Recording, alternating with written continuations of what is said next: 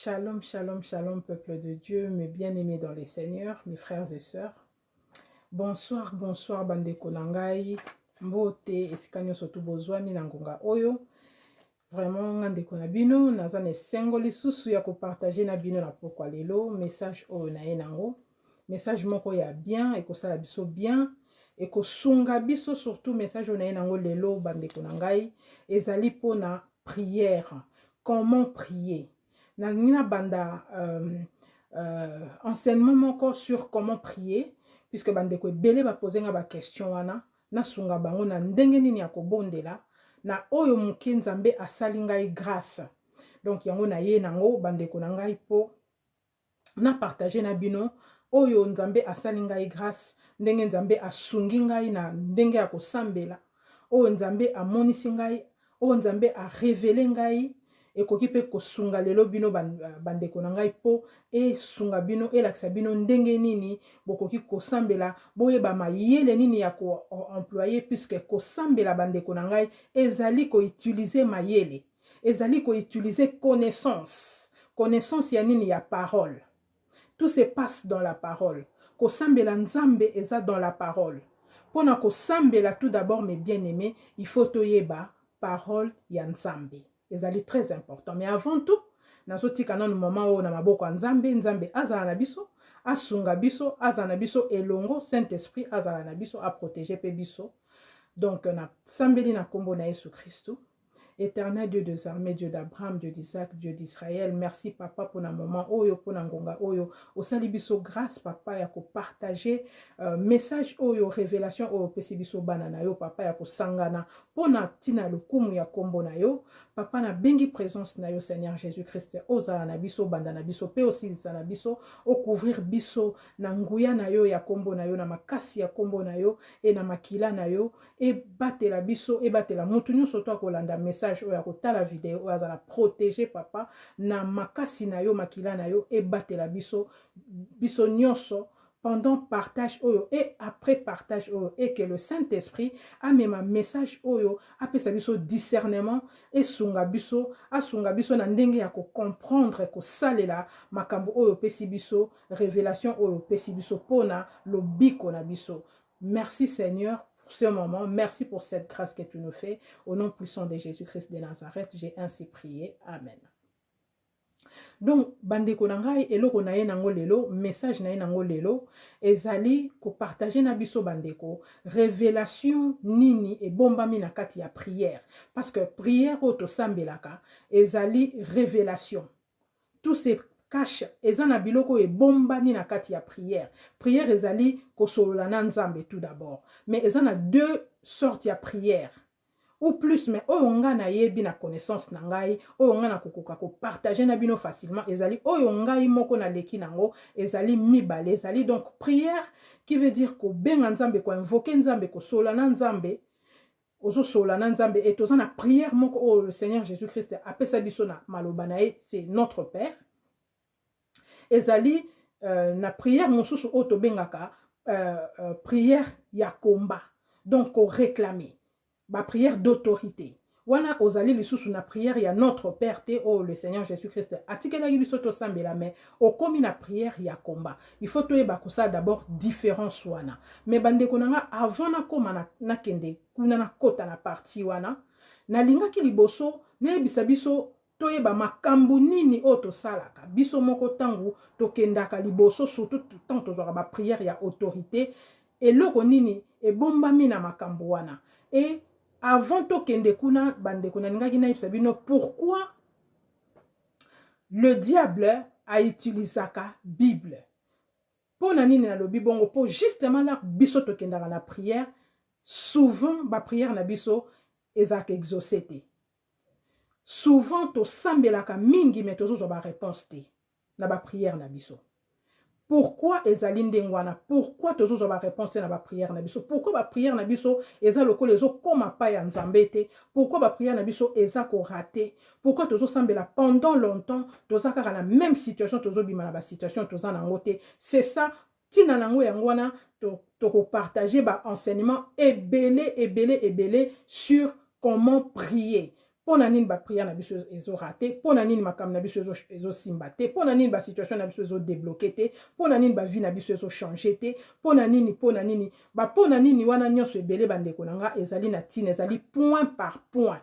Mais avant to koma kuna na lingaki na yebisa bino lelo secret moko bandeko na ngai que mutu oyo biso to kendaka oyo ayaka ko bundisa biso oyo biso pe to kendaka pona ko récupérer ba vie na biso ko réclamer ba vie na biso epai na ye pe mutu wana atangaka maloba ya Nzambe. Pourquoi atangaka maloba ya Nzambe? Pourquoi le diable lit-il la Bible? Pourquoi diable a fongola la Bible, ata la Bible? Oui, mais bien aimé dans le Seigneur, diable attanga la Bible.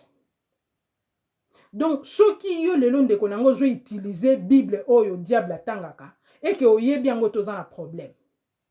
C'est pourquoi bande konanga avant to bando sola makambo prière, il faut to yebeza nini. Il faut yebe loko nini osalaka puisque soko yebi maloba Nzambe te ozana problème. Puisque Nzambe alobi avant to sambela ye, to rappeler maloba na ye.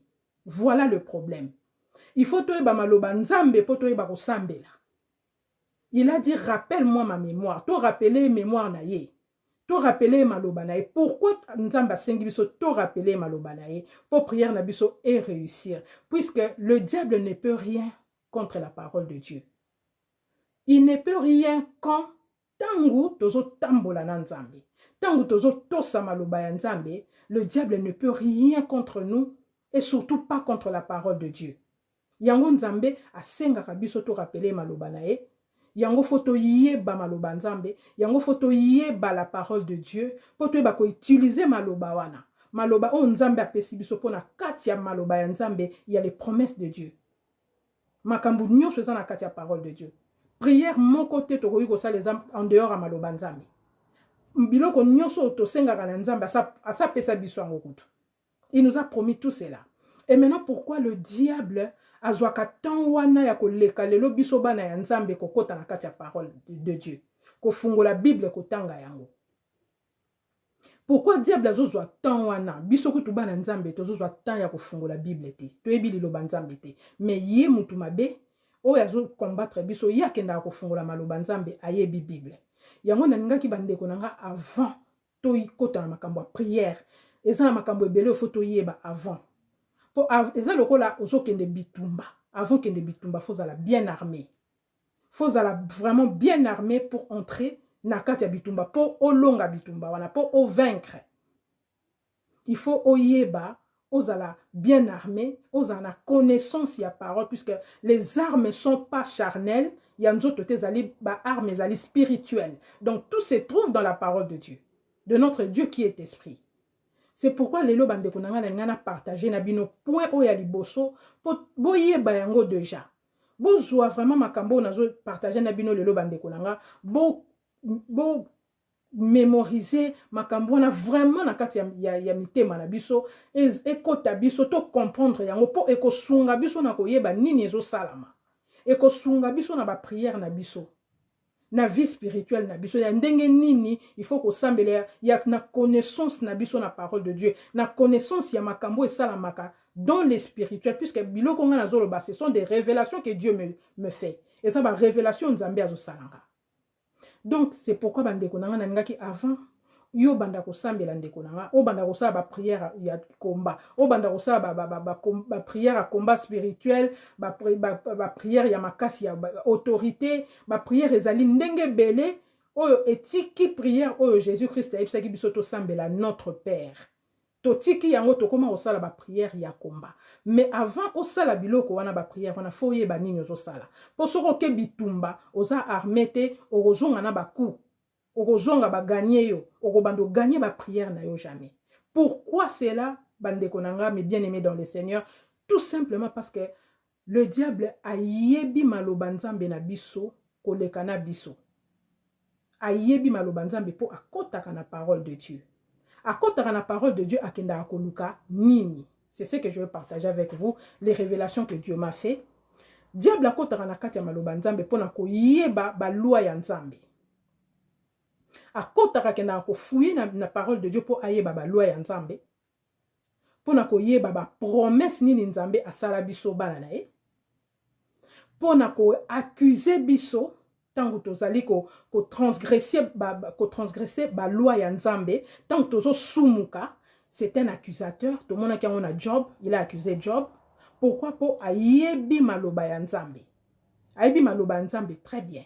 Accusaka biso, akota na kati po akende ko accuser biso. Donc ce sont des points autres ko mabande konanga. Pour ayeba ba loi. Donc elingi ko lakisa kende konanga bien aimé dans le Seigneur, il faut toyeba ba loi ya nzambe na biso. 2, akenda kota ba promesse nini nzambe na biso a prometa biso. Elingi ko lobake bande konanga, il faut toyeba ba promesse nini nzambe alaka biso. C'est ça le problème. Lui il part pour apprendre ça, mais biso tozo apprendre en oti. Tozo kout na ton en oti, c'est pas normal. Ndeni ni yo ke osambela nzambe oyebi même pas so a prometa onini. Oyebi ba loi nzambe te, oyebi ba commandement nzambe te, mais le diable connaît cela. Donc, à cause de la yo car on a détour ya mukie, pour nzambe na biso alobi na Esaïe 55, il est fidèle à sa parole. Alobi maloba na ye zongelaka ete. Ça et ça la volonté na. Donc, lui connaît ça. Akei na connaissance atala bien. Donc, nzamba prometa bango balobi qu'il est fidèle à sa parole. Donc, ceux qui bango ba transgresser loi ya nzambe, nzamba fidèle, alobi aza fidèle na parole, donc à punir bango. Et lui, il va faire, c'est pourquoi tout le monde a une situation ébélée, et c'est pourquoi le diable cherche. Nzambe lobi na biso, il rôde comme un loup. Maloba nyonso nzambe na biso loba na biso ezali na motuya. Il rôde comme un loup, cherchant qui dévorer. Azo luka nani ya ko détruire, nani ya ko panza, nani ya ko kwesa. Na maloba oya nzambe yebi ke soka kwesio koto yo, nzambe ko punir yo, ya ko accuser yo.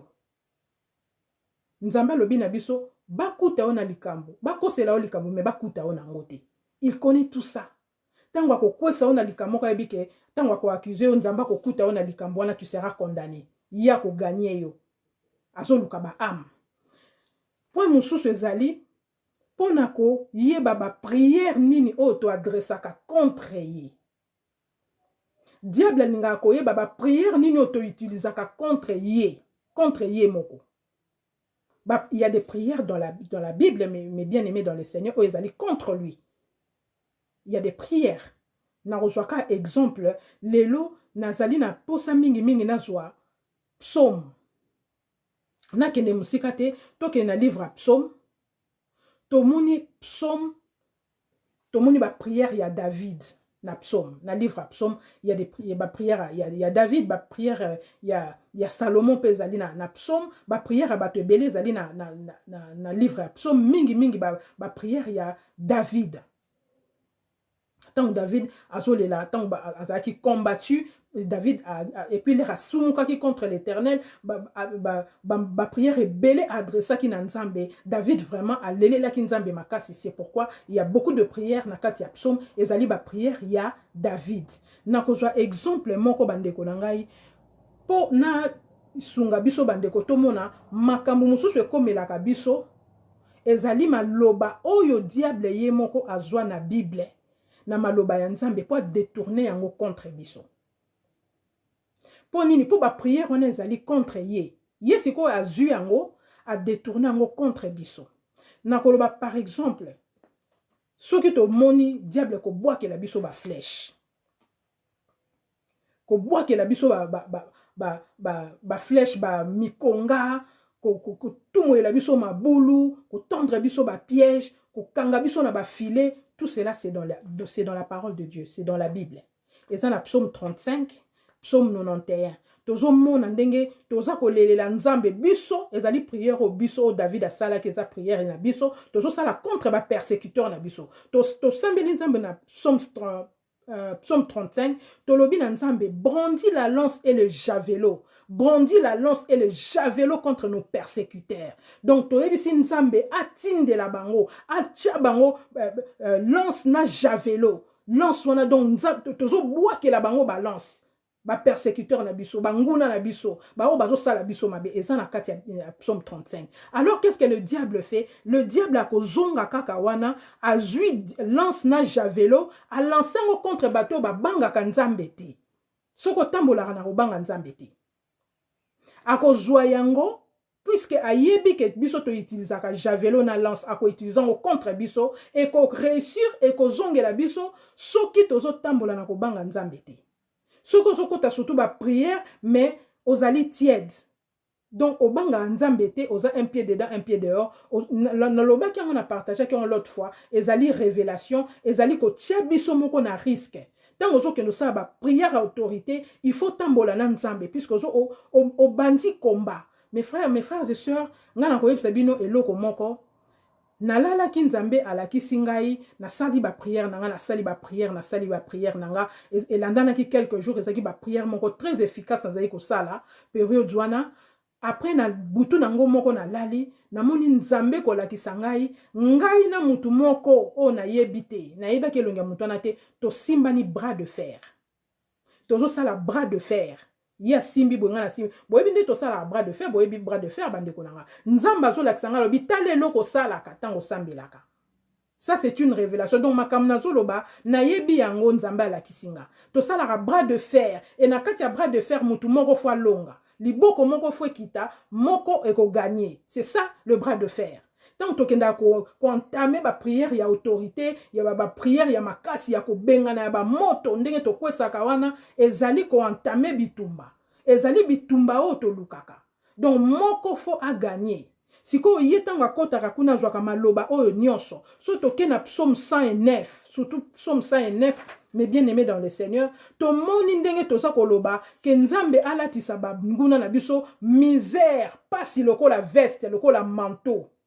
Ndeko na ngai soki ozaka na passion esilaka te mbula na mbula ezali po diable utilisaka maloba oyo contre yo.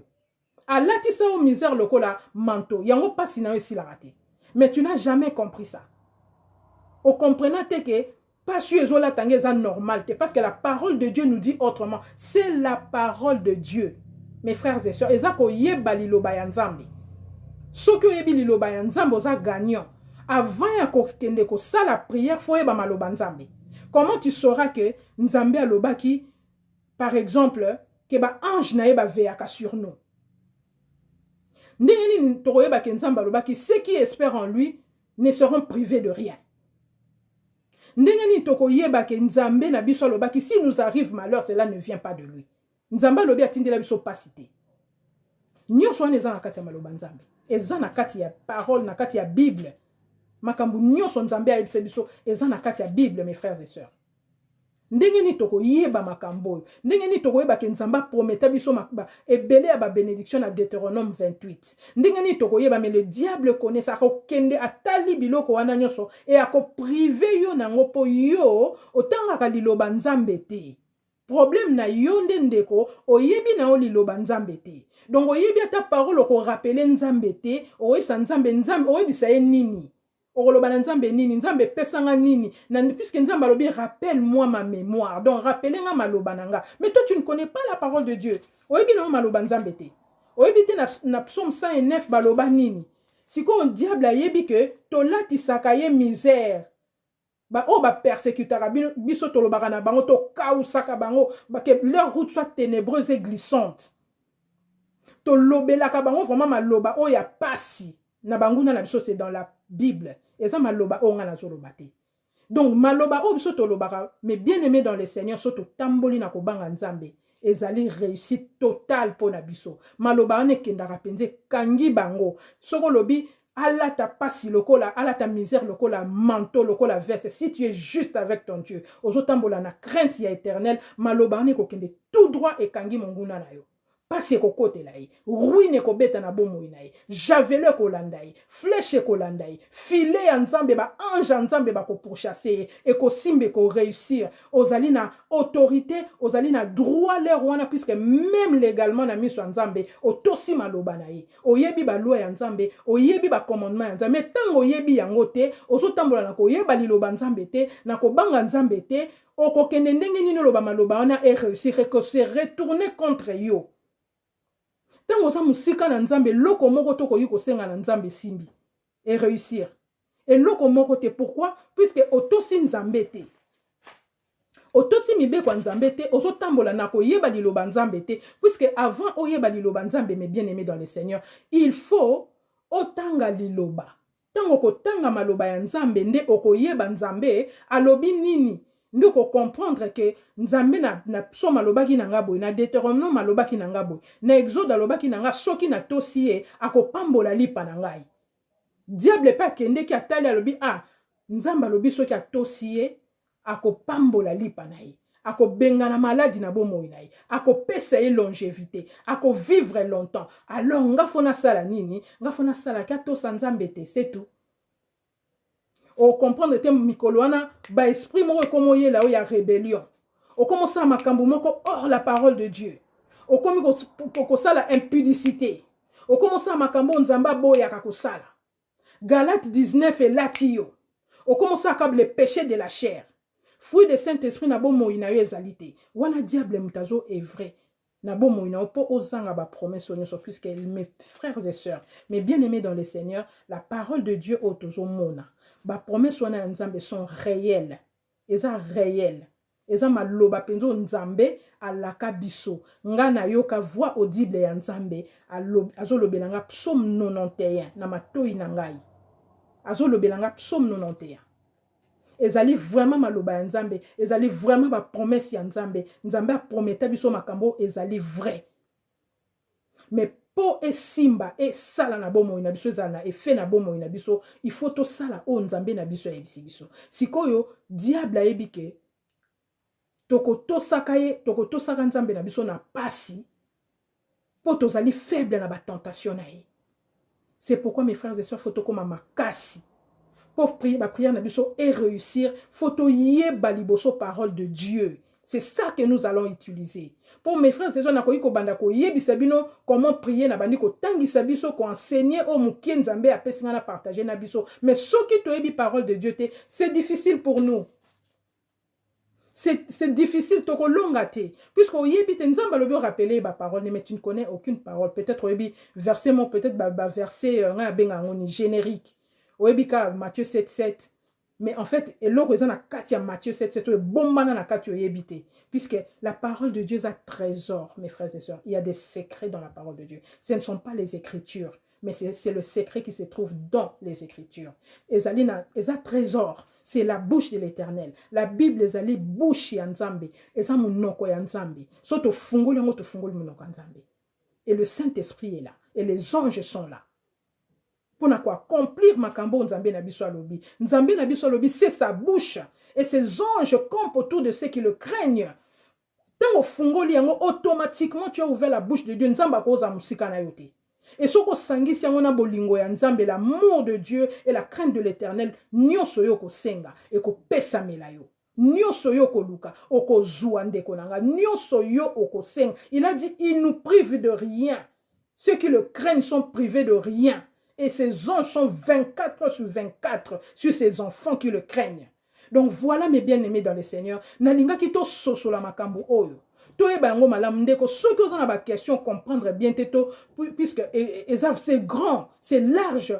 Thème oyo na abordé, il y a comment prier ezali belé ezana ba série et belé mais nalingi to yeba to dans la base il y a bien puisque la fondation est très importante et la fondation c'est Jésus-Christ, c'est basé sur la parole, c'est Jésus-Christ qui est la parole. La parole, c'est Jésus-Christ, ce n'est personne d'autre. La parole, ce ne sont pas des écritures. Et ça, ma loba, oyebimi na katina ye, ezali ye moko.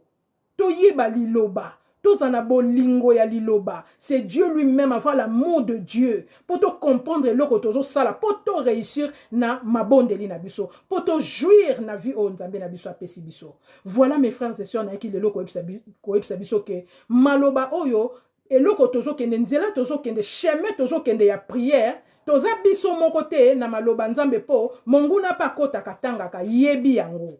Foto sosola nanu ka yebi yango atanga ka yango. Comme ça biso to yeba eloko nini nzambe na biso asengi biso po biso to longa ye. Po prière eza bongo. Ba prière tozo sala oui, ezali po moko alonga. Ou bien ye, ou bien biso ndenge na yebisi bino nzambe laksenga le bras de fer. Ezali bras de fer entre nous et eux. Tozo sa bras de fer. Moko il faut alonga. Il y a toujours un perdant. Mais biso bananzambe mutoza les gagnants, puisque Oyazana biso est plus fort que celui qui est dans le monde, c'est Jésus-Christ de Nazareth. Vraiment mes frères et sœurs, que mon Dieu vous bénisse. Nzambe na biso apambola biso, na sepeli ko partager na biso moment oyo nzambe apambola biso pour na ko pambola bandeko baninga na ngai, mes frères et sœurs, bon partager message, bon partager na baninga, pour na ko partager prière na prière, yango zo zwanga mwata bandeko na nga, pour na zo tia prière na révélation nango. Révélation o nzambe apesi biso po esunga biso na ba prière o to kosala spécifique. Na ko pesa ba prière spécifique. Prière na révélation nango na donc révélation maloba o nzamba ko pesa biso po efungola biso directement na ba prière na biso po to réussir, puisque Dieu est en train de renverser le mal cette année. Dieu est en train de renverser na mbula o bandeko nanga makambo zo mona biso bana nzambe tozo tala po nzamba zo renverser. Il est en train de renverser le mal po atelemisa malamu. Bana nzambe bako telema, ils seront élevés. O bakangami na nzambe, c'est ce que Dieu a lobaki na ngai na début à année, et c'est ce que je suis en train de voir. Nzambe ako tombola bana na ye. Année o ezoia. Ezali année à bana ya nzambe. Il est en train de faire le nettoyage complet. Donc nzambe azako pona tozo lekana tri. Cette année, Dieu est en train de trier. Donc bana nzambe bozala vigilant bo fungola misu. Bo ratete makambo na zo biso bandeko nanga ezali très important poto longa. Vraiment que notre Dieu nous bénisse. Et mes frères et sœurs, moi je vous dis à la prochaine fois.